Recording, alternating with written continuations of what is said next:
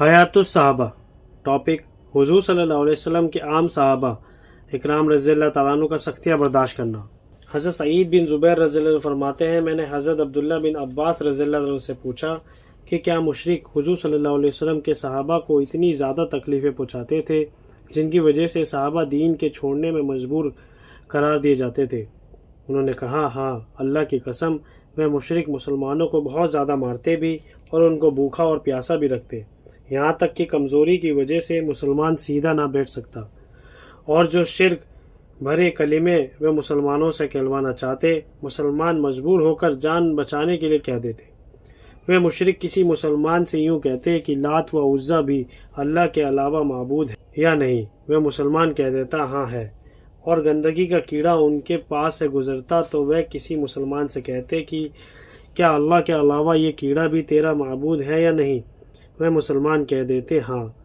کیونکہ وہ مشرک مسلمانوں کو بہت زیادہ تکلیفیں پہنچاتے تھے، اس وجہ سے مسلمان اپنی جان بچانے کے لیے کہہ دیا کرتے تھے۔ حضرت ابی بن کعب رضی اللہ عنہ فرماتے ہیں کہ جب حضور صلی اللہ علیہ وسلم اور آپ کے صحابہ مدینہ آئے، انصار نے ان کو اپنے یہاں رہنے کی جگہ دی۔ سارے عرب والوں نے ان پر ایک کمان سے تیر چلائے، یعنی سارے عرب کے لوگ ان کے دشمن ہو گئے، تو مسلمانوں کو رات بھی ہتھیار لگا کر گزارنی پڑتی ہے اور دن کو بھی ہر وقت ہتھیار لگانے پڑتے۔ مسلمان آپس میں ایک دوسرے سے کہتے، کیا ہماری زندگی میں ایسا وقت بھی آئے گا کہ ہم امن و اطمینان سے رات گزار دیں اور ہمیں اللہ کے علاوہ کسی کا ڈر نہ ہو؟ اس پر یہ آیت اتری،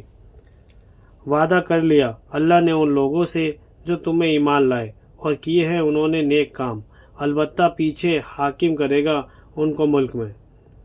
اور طبرانی میں یہ روایت اس طرح ہے کہ حضرت ابی بن کعب رضی اللہ عنہ فرماتے ہیں کہ جب حضور صلی اللہ علیہ وسلم آپ کے صحابہ مدینہ آئے، انصار نے ان کو اپنے یہاں رہنے کی جگہ دی،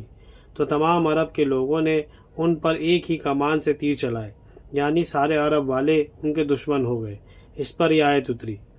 حضرت ابو موسیٰ رضی اللہ عنہ فرماتے ہیں کہ ہم لوگ ایک غزوہ میں حضور صلی اللہ علیہ وسلم کے ساتھ گئے، سواریاں اتنی کم تھیں کہ ہم 6 آدمیوں کو صرف ایک اونٹ ملا جس پر ہم باری باری سوار ہوتے تھے۔ پتھریلی زمین پر ننگے پاؤں چلنے کی وجہ سے ہمارے پیروں میں چھالے پڑ گئے تھے، ہمارے پاؤں گھس گئے اور میرے دونوں پیروں میں چھالے پڑ گئے، میرے ناخن جھڑ گئے، تو ہم اپنے پیروں پر پٹیاں باندھتے تھے، اس لیے اس غزوہ کا نام ذات الرقاع رکھا گیا، کیونکہ ہم نے اپنے پیروں پر پٹیاں باندھی تھی۔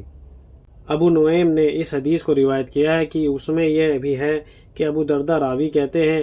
کہ اس حدیث کو بیان کرنے کے بعد حضرت ابو موسیٰ رضی اللہ عنہ نے فرمایا کہ میں اس حدیث کو بیان نہیں کرنا چاہتا، یعنی انہوں نے اپنے اس عمل کو ظاہر کرنا پسند نہ فرمایا، یہ فرمایا کہ اللہ ہی اس کا بدلہ دے گا، کیونکہ افضل یہی ہے کہ انسان اپنے نیک عمل کو لوگوں سے چھپا کر رکھے، البتہ اگر کوئی دینی مسئلہ ہو تو پھر لوگوں کو بتائے۔